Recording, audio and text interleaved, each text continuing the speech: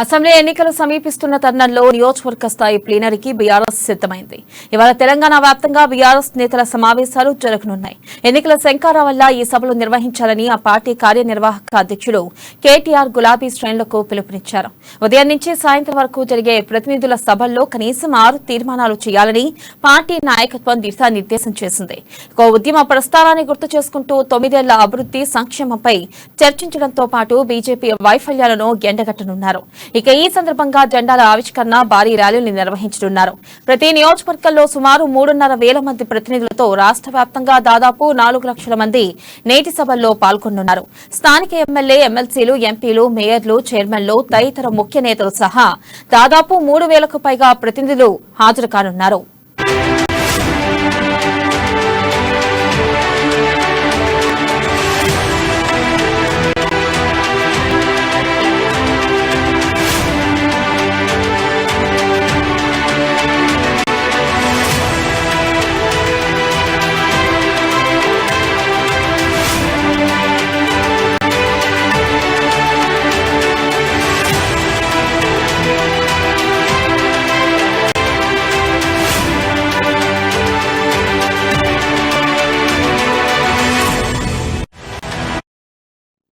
Breaking news చూస్తున్నాం. Assembly ఎన్నికలు సమీపిస్తున్న తరుణంలో నియోజకవర్గ స్థాయి ప్లీనరీకి బీఆర్ఎస్ సిద్దమైంది.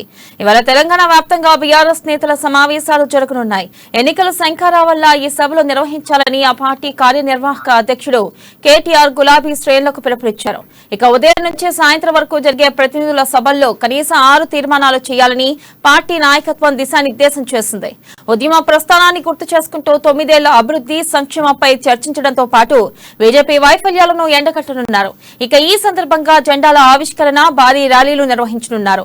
ప్రతి నియోజకవర్గంలో సుమారు 3,500 మంది ప్రతినిధులతో రాష్ట్ర వ్యాప్తంగా దాదాపు 4 లక్షల మంది నేటి సభల్లో పాల్గొనున్నారు. స్థానిక ఎమ్మెల్యే, ఎమ్మెల్సీ, ఎంపీలు, మేయర్లు, చైర్మన్లు, తదితర ముఖ్య నేతలు సహా దాదాపు 3,000కు పైగా ప్రతినిధులు హాజరు కానున్నారు.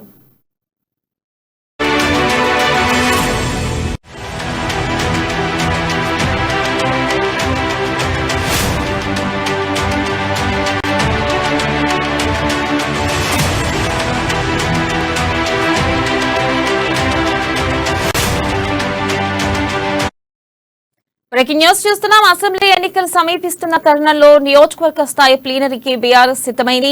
ఇక ఇవాళ తెలంగాణ వ్యాప్తంగా బీఆర్ఎస్ నేతల సమావేశాలు జరగనున్నాయి. దీనిపై మరింత సమాచారాన్ని మా ప్రతినిధి నాగార్జున అందిస్తారు.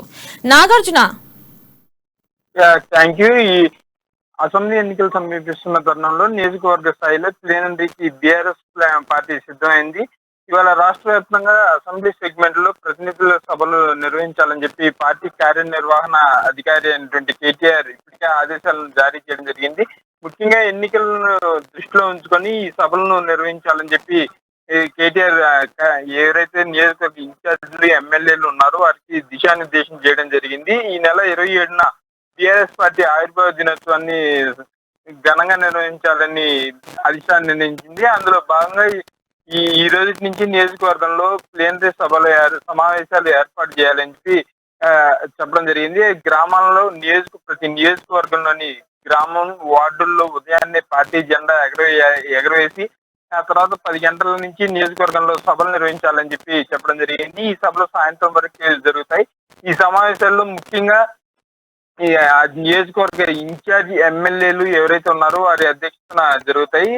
అలానే ఈ సమావేశాల్లో కనీసం 6 తీర్మానాలు ఉండాలని చెప్పి చెప్పడం జరిగింది. ముఖ్యంగా 6 తీర్మానాలను ప్రవేశపెట్టండి, 6 తీర్మానాలను ప్రజలకు అర్థమయ్యేలా చెప్పండి.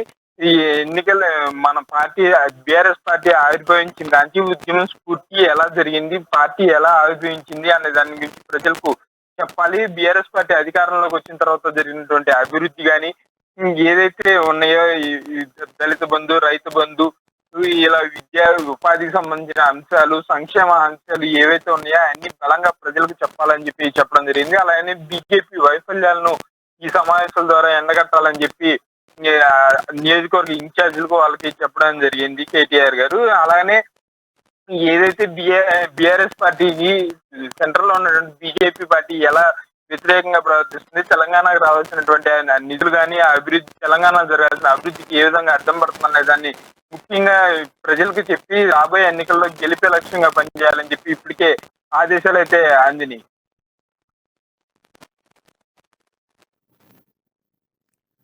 Right Nagarjuna, thank you.